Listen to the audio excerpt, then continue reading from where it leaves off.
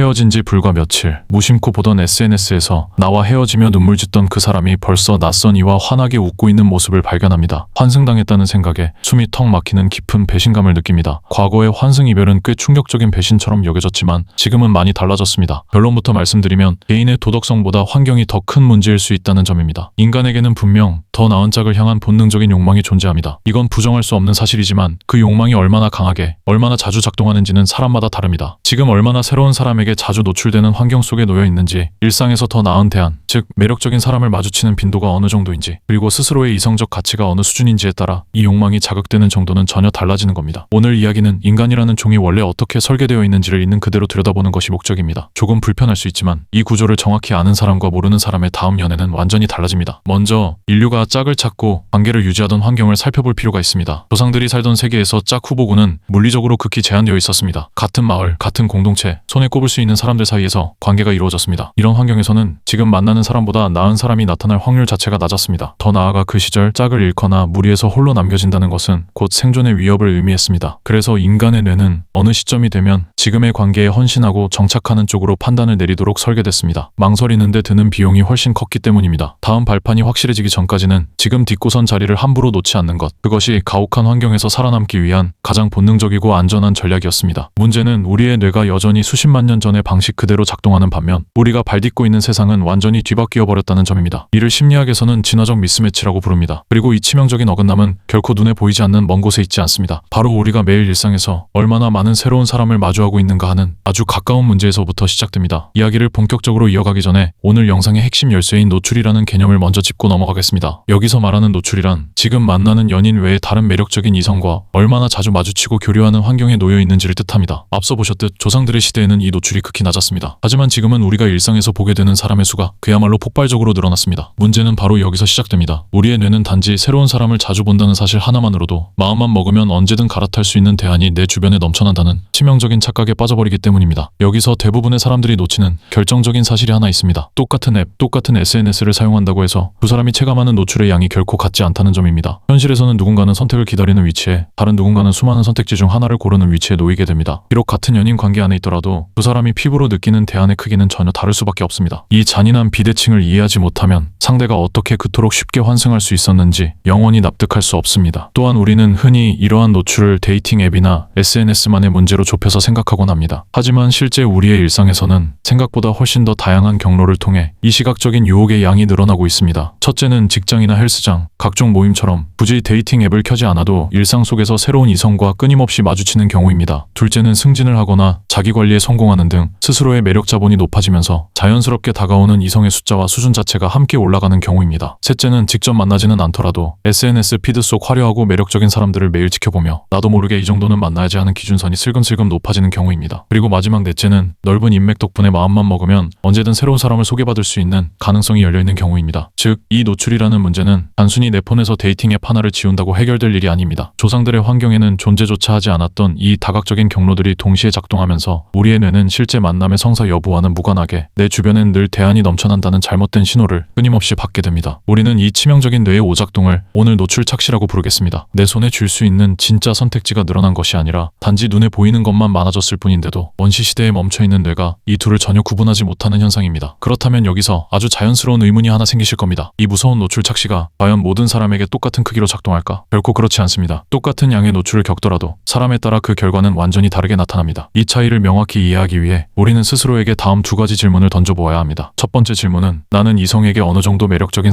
사람인가입니다. 오늘 영상에서는 이를 이성적 가치라고 부르겠습니다. 복잡하게 생각하실 필요 없이 내가 연애 시장이나 데이팅 앱에서 대체로 인기가 많은 편인지 아니면 평범한 편인지 가늠해 보시면 됩니다. 한 가지 덧붙이자면 이 가치는 타고난 외모 하나로 결정되지 않습니다. 사회적 지위, 자원, 관계를 다루는 태도, 그리고 스스로를 관리하는 방식까지 모두 포함됩니다. 잔인하게 들릴 수 있지만 동시에 희망적인 이야기이기도 합니다. 이 중 상당 부분은 타고나는 것이 아니라 만들어지는 영역이기 때문입니다. 두 번째 질문은 나는 앞서 말한 노출, 즉 새로운 이성과 마주치는 환경에 얼마나 자주 놓여 있는가입니다. 일상이나 직장에 이성이 많은지, SNS를 얼마나 자주 들여다보는지, 새로운 사람을 소개받을 기회가 많은 편인지를 묻는 겁니다. 그리고 하나 더, 내 연인이 놓인 노출 환경은 어느 정도인지도 함께 봐야 합니다. 관계를 흔드는 건 내 노출량만이 아니라 두 사람의 노출량 차이이기 때문입니다. 바로 이 두 가지 축, 즉 나의 이성적 가치와 내가 처한 노출 환경의 높고 낮음을 교차해보면 우리는 환승 이별의 유혹 앞에 놓인 전혀 다른 네 가지 상황의 사람들을 선명하게 구분해낼 수 있습니다. 첫 번째는 이성적 가치도 높고 노출 환경도 잦은 사람입니다. 이들에게 수많은 대안은 착시가 아니라 현실입니다. 굳이 애쓰지 않아도 새로운 인연이 끊임없이 다가옵니다. 따라서 이들의 환승은 혼자 남겨지는 것을 피하려는 방어 기제라기보다 더 나은 조건을 향해 끊임없이 저울질을 멈추지 않는 적극적인 선택에 가깝습니다. 다만 단기적으로는 이득처럼 보여도 장기적으로는 평판의 추락과 관계적 자본의 붕괴라는 무거운 청구서를 받아들게 됩니다. 두 번째는 매력은 뛰어나지만 새로운 이성을 만날 환경이 제한적인 경우입니다. 대안을 줄 능력은 충분하지만 유혹에 노출되는 빈도 자체가 낮기 때문에 상대적으로 관계의 안정성이 높게 유지됩니다. 이들의 관계를 흔드는 핵심 변수는 외부의 유혹이 아니라 오직 현재 연인과의 관계 만족도 그 자체입니다. 세 번째는 이성적 가치는 평범한데 노출 환경만 비정상적으로 잦은 경우입니다. 이것이 바로 오늘 영상에서 가장 주목하셔야 할 핵심 지점입니다. 데이팅 앱이나 SNS를 통해 눈에 보이는 대안의 양은 어마어마합니다. 하지만 냉정하게 말해 실제로 성사될 수 있는 대안의 질이 특별히 높은 것은 아닙니다. 문제는 우리의 뇌가 이 양적인 노출을 질적인 가능성으로 완벽하게 착각해버린다는 데 있습니다. 현실의 물리적 조건은 조상 때와 크게 다를 바 없는데 디지털 환경이 제공하는 가짜 풍요로움에 취해 자신의 시장 가치를 한껏 과대평가하게 되는 겁니다. 실제로는 쟁취할 확률이 희박한 허상들인데도 단지 화면에 자주 보인다는 이유만으로 현재의 연인에 대한 만족감을 무참히 흔들어버립니다. 오늘날 환승 이별이 폭증한 진짜 이유가 바로 여기에 있습니다. 이건 진짜 기회가 아니라 노출 착시가 만들어낸 씁쓸한 허위 미스매치일 뿐입니다. 그리고 환승이 벌어지는 지점은 대부분 여기입니다. 한 사람은 이 세 번째 칸에 서 있고 상대는 첫 번째 칸에 서 있는 경우입니다. 한쪽에게 대안은 착시였지만 다른 한쪽에게 대안은 현실이었던 겁니다. 같은 관계 안에 있었지만 두 사람이 딛고선 조건은 애초에 완전히 달랐던 거죠. 그리고 이 차이는 남녀 어느 쪽에서든 똑같이 발생합니다. 마지막 네 번째는 이성적 가치도 평범하고 노출 환경도 제한적인 경우입니다. 이 조건은 놀랍게도 우리의 뇌가 진화했던 원시 시대의 환경과 가장 유사합니다. 헛된 대안에 대한 노출이 적기 때문에 뇌의 판단 회로는 원래 설계된 방식 그대로 아주 건강하게 작동합니다. 지금 내 곁에 있는 사람에게 헌신하고 신뢰를 쌓는 전략이 가장 안정적으로 보상받는 조건인 겁니다. 이야기가 여기까지 오면 자연스럽게 한 가지 의문이 떠오르실 겁니다. 대안이 넘쳐나서 끊임없이 저울질하고 더 나은 짝을 찾아 환승하는 삶. 이런 삶이 어쩌면 진화론적으로는 더 우월하고 성공적인 전략이 아닐까 하는 질문입니다. 여기서 말하는 성공이란 단순히 지금 당장 인기가 많다는 뜻이 아니라 장기적으로 안정된 관계와 다음 세대까지 이어지는 결과를 만들어내는가를 뜻합니다. 답은 단호히 아니오입니다. 알을 낳고 떠나는 생물에게는 파트너를 계속 바꾸는 것이 유리한 전략일 수 있습니다. 하지만 인간은 다릅니다. 인간의 아이는 생태계에서 가장 무력하게 태어나며 무사히 자라기 위해서는 부모의 장기적인 자원 투자와 강력한 결속이 필수적입니다. 즉 인류를 여기까지 이끈 핵심 전략은 대안을 계속 갈아타는 능력이 아니라 위기 속에서도 관계를 지켜내는 헌신의 능력이었습니다. 그렇다면 앞서 나눈 네 가지 조건 중 우리 대부분이 속한 세 번째 경우는 어떻게 해야 할까요? 이들에게 가장 결정적인 경쟁 우위는 바로 자신의 뇌가 보내는 헛된 신호와 차가운 현실의 괴리를 스스로 인지하는 능력입니다. 디지털 환경이 주입하는 가짜 신호에 휘둘리지 않고 판단의 오류를 걸러낼 줄 아는 사람만이 결국 장기적으로 가장 단단하고 안정적인 관계 자산을 쌓아 올리게 됩니다. 다만 인지하는 것만으로는 부족합니다. 노출 환경은 내가 통제할 수 없지만 나의 이성적 가치는 상당 부분 통제할 수 있습니다. 결국 이 칸에서 벗어나는 유일한 길은 상대를 원망하는 것이 아니라 내가 서 있는 칸 자체를 옮기는 것입니다. 진화의 관점에서 보아도 끊임없이 환승하며 대안을 갈아타는 사람들은 결코 우월한 승자가 아닙니다. 그들은 짧은 쾌락은 얻을지 몰라도 인간이라는 종이 가진 가장 강력하고 위대한 무기인 깊은 신뢰의 연대는 끝내 구축하지 못합니다. 결국 어떤 관계에도 온전히 뿌리내리지 못한 채 끝없는 비교와 불안 속을 떠도는 정서적인 유목민으로 남게 될 확률이 높습니다. 이 이론은 환승 이별을 정당화하지 않습니다. 자신이 이 네 가지 조건 중 어디에 놓여 있는지를 이해하면 흔들림 자체를 무조건 관계 실패의 신호로 오해하지 않을 수 있습니다. 특히 세 번째 조건, 즉 평범한 가치를 가진 사람이 노출만 잦은 환경에 놓였을 때 느끼는 흔들림은 실제 기회가 아니라 노출 착시가 만들어낸 허상일 가능성이 높다는 것. 이것을 아는 것만으로도 불필요한 관계 파괴를 막을 수 있습니다. 실제로 관계를 오래 유지하는 사람들과 쉽게 흔들리는 사람들 사이에는 결정적인 차이가 하나 있습니다. 유혹을 느끼지 않는 게 아니라는 겁니다. 유혹은 조건에 따라 다르게 그러나 누구에게나 노출됩니다. 차이는 그 신호를 새로운 기회로 받아들이느냐 아니면 환경이 만들어낸 잡음으로 걸러내느냐에 있을 뿐입니다.